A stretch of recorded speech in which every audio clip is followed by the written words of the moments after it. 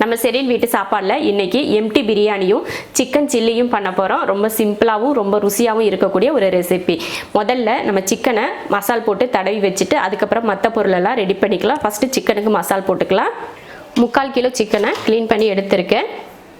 மிளகாத்தூள் போட்டுக்கலாம். இதில் 2 ஸ்பூன் மிளகாத்தூள், 3/4 கிலோவுக்கு 2 ஸ்பூன் போடுறேன். நீங்கள் காரத்தை பொறுத்து மிளகாத்தூள் சேர்த்துக்கலாம். 1/2 ஸ்பூன் மல்லித்தூள், கரம் மசாலா தூள் 1/4 ஸ்பூன், அடுத்து மஞ்சத்தூள், கார்ன்ஃப்ளவர் சேர்த்துக்கலாம். 1 2 3 ஸ்பூன் கார்ன்ஃப்ளவர் சேர்த்துருக்கேன். 1 ஸ்பூன் அரிசி மாவு. அரிசி மாவு போட்டால் நல்லா மொறுமொறுப்பு கிடைக்கும், அதுக்காக தான் 1 ஸ்பூன் அரிசி மாவு சேர்த்துருக்கேன். உங்களுக்கு விருப்பம் இல்லைன்னா சேர்க்க தேவையில்லை. அடுத்து இஞ்சி பூண்டு பேஸ்ட் 1 ஸ்பூன். அடுத்து தயிர் சேர்த்துக்கலாம். 1 2 3, இதில் 3 ஸ்பூன் தயிர். அடுத்து உப்பு. இதை கலந்துடலாம். கலந்துட்டு உப்பு சரியாக இருக்கான்னு பார்த்துட்டு அதுக்கப்புறமா சிக்கன் சேர்த்துக்கோங்க. ஏன்னா சிக்கன் போட்டு கலந்ததுக்கப்புறம் உப்பு இருக்கான்னு சொல்லிட்டு பார்க்க முடியாது. அதனால் அதுக்கு முன்னாடியே உப்பு இருக்கான்னு பார்த்துட்டு அதுக்கப்புறமா கலந்துக்கோங்க. இந்த மாதிரி கலந்ததுக்கப்புறம் லைட்டாக டேஸ்ட் பண்ணி பாருங்கள் உப்பு இருக்கான்னு சொல்லி. உப்பு பத்தலைன்னா உப்பு சேர்த்துக்கோங்க. ஏன்னா இதில் நான் கலர் பவுடர் எதுவுமே நான் சேர்க்கலை. இதில் சிக்கன் சேர்த்துடலாம். லெமன் புழிஞ்சிக்கலாம். ஒரு 1/2 லெமன் புழிஞ்சிக்கிறேன். லெமன் புழிஞ்சிட்டு இதை நல்லா மிக்ஸ் பண்ணிடலாம். சிக்கனில் மசால் தடவி வச்சாச்சு. கிட்டத்தட்ட ஒரு 1/2 மணி நேரமாவது அது ஊறணும். அதுக்கப்புறம் தான் பொரிச்சா அதில் உப்பு காரம்லாம் பிடிச்சி நல்லாயிருக்கும். அதுக்குள்ளேயும் நம்ம எம்டி பிரியாணிக்கு தேவையானது என்னன்னு சொல்லிட்டு அதெல்லாம் தாளித்து விட்டுட்டு லாஸ்ட்டில் நம்ம சில்லி பொரிக்கிறதுக்கு கரெக்டாக இருக்கும். இப்போ முதல்ல எம்டி பிரியாணிக்கு என்னெல்லாம் தேவை அப்படிங்கிறத பார்த்து அரைச்சிட்டு நம்ம தாளித்து விட்டுக்கலாம். எம்டி பிரியாணி பண்ணுறதுக்காக இதில் 1 படி நான் சீரக சம்பா ஊற வச்சுருக்கேன். நீங்கள் பாசுமதினாலும் சேர்த்துக்கலாம், இல்லைன்னா நம்ம டெய்லி சாப்பாடு பண்ணுவோம் இல்லையா அந்த அரிசி கூட நீங்கள் சேர்த்துக்கலாம். இப்போ அது ஊறிட்டுருக்கு. இந்த மாதிரி வெங்காயம் 2 எடுத்து வச்சுருக்கேன். 1 பெருசாகவும் 1 சின்னதாகவும். அது ஒரு நேரத்துக்கு தானே பண்ணுறோம், அதனால எல்லாமே கம்மியான மசாலா தான் எடுத்திருக்கேன். சோம்பு 1/2 ஸ்பூன் சேர்த்துக்கிறேன். இந்த மாதிரி சின்ன துண்டு பட்டை, 1 கிராம்பு, 1 ஏலக்காய். இதை லைட்டாக பவுட்ரு பண்ணி எடுத்துக்கலாம். ஸ்டவ் ஆன் பண்ணி குக்கர் வச்சுக்கலாம். குக்கர் வச்சு எண்ணெய் ஊற்றிடலாம். எண்ணெய் நெய் உங்களுக்கு எது விருப்பமோ அதையே சேர்த்துக்கோங்க. எண்ணெய் காஞ்சதுமே 2 பட்டை, 2 கிராம்பு, 2 ஏலக்காய், அப்புறம் பிரிஞ்சி இலை, வெங்காயம், காரத்துக்கு பச்சை மிளகாய் 3. பச்சை மிளகாயை கீறிட்டு சேர்த்துக்கோங்க. இதை வதக்கிக்கலாம். எப்பயும் சொல்கிற மாதிரி தான் நல்லா ப்ரௌன் கலராக வரணும், அது மாதிரி வதக்கி எடுத்துக்கலாம். வெங்காயம் இந்த அளவுக்கு நல்லா வதங்கினதுக்கப்புறமா புதினா மல்லித்தலை சேர்த்துக்கலாம். 2 சேர்த்துமே நம்ம கையில் 1 கைப்பிடி அளவுக்கு. பவுட்ரு பண்ணோம் இல்லையா அதையே சேர்த்துக்கலாம். கொஞ்சமாக இருந்ததுனால நல்லா அரைக்கலை, ஒன்றும் அதிகமாக தான் அரைச்சிருக்கு. அதையும் சேர்த்து நல்லா கலந்து விட்டுறலாம். அதையும் வதக்குனதுக்கு அப்புறமா தக்காளி சேர்த்துக்கலாம். ஒரே 1 தக்காளி. நிறைய தக்காளி எல்லாம் சேர்த்துக்க வேணாம், கம்மியாக தக்காளி சேர்த்துக்கிட்டா போதும். தக்காளி நல்லா மசியட்டும். தக்காளி நல்லா வதங்கிருச்சு. இதில் மிளகாத்தூள் சேர்த்துக்கலாம். ஒரு 1/4 ஸ்பூன் அளவுக்கு மிளகாத்தூள் சேர்த்துக்கோங்க.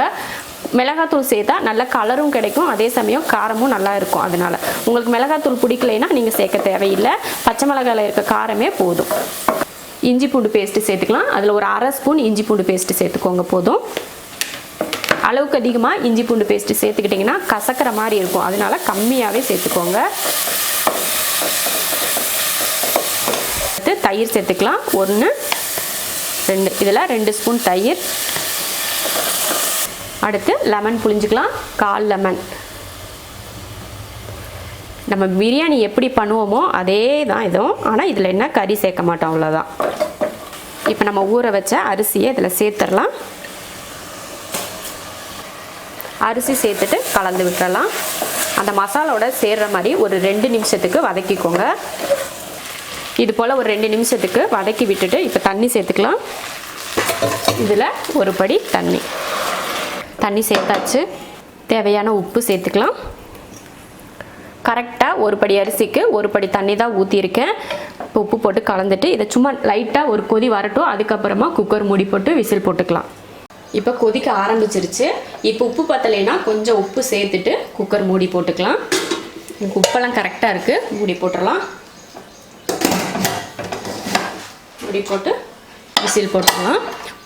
2 விசில் விட்டு ஆஃப் பண்ணிக்கலாம். அவ்வளோதான், 2 விசில் வந்துருச்சு. இப்போ இதை இறக்கி வச்சுட்டு நம்ம சிக்கன் பொரிக்கிறதுக்கு எண்ணெய் ஊற்றி வச்சுக்கலாம். சில்லி பொரிக்கிறதுக்கு எண்ணெய் ஊற்றிக்கலாம். இப்போ எண்ணெய் நல்லா காஞ்சிருச்சு. இப்போ சில்லி பொரிச்சுக்கலாம்.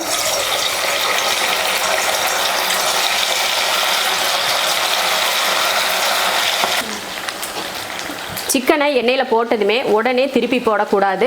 கொஞ்சம் நேரம் வெயிட் பண்ணி அப்புறமா தான் திருப்பி போடணும். நிறைய பேர் கேட்குற ஒரு டவுட் என்னென்னா, சிக்கன் வந்து போட்டதுமே அடியில் பிடிச்சிக்குது, அப்படி எலும்பி வரமாட்டேங்குது அப்படின்னு சொல்லி கேட்குறீங்க. நீங்கள் போட்ட உடனே கரண்டி வச்சு கலந்து விடுறீங்க இல்லையா, அதனால தான் அது அடியில் ஒட்டிக்கும். கொஞ்ச நேரம் பொறுத்து அதுக்கப்புறமா நீங்கள் பிரட்டினீங்கன்னா அந்த சிக்கன் தானாகவும் நம்ம கலக்கிறப்ப அதுவே மேலே எலும்பி வரும் ஒட்டாமல். அதனால் நீங்கள் உடனே போட்டதுமே திருப்பி போடக்கூடாது. இப்போ போட்டு இந்த பாருங்க, இப்போயே இன்னி வரல பாருங்கள். நீ கொஞ்சம் நேரம் ஆகும். உடனேலாம் போட்டோம்னா வரவே வராது. இப்போ பாருங்கள், சிக்கன் வந்து இப்போ நம்ம கலந்து விட்டதுமே அப்படியே வருது பாருங்கள், அடியில் ஒட்டவே இல்லை. இது போல தான் கொஞ்சம் நேரம் கழித்து அதுக்கப்புறமா நம்ம பிரட்டி விடணும். இப்போ நல்லா வேக வச்சு எடுத்துக்கலாம். பொரிச்சாச்சு, எடுத்துக்கலாம். கொஞ்சம் சில்லி போட்டு எடுத்தாச்சு, மீதி கொஞ்சம் போட்டிருக்கேன் பாருங்கள். இதுலேயும் ஸ்டீம் இறங்கிடுச்சு. இப்போ அடுப்பை மாற்றி வச்சுட்டு இது எப்படி இருக்குன்னு பார்த்துடலாம். எம்டி பிரியாணி சூப்பராக ரெடியாக இருக்குது பாருங்கள். ஒரே ஒரு டம்ளர் ஒரு படி அரிசிக்கு 1 தான் போட்டேன் பாருங்கள், எப்படி குலையாமல் வந்திருக்கு. அவ்வளோதான், ரெடி ஆயிடுச்சு.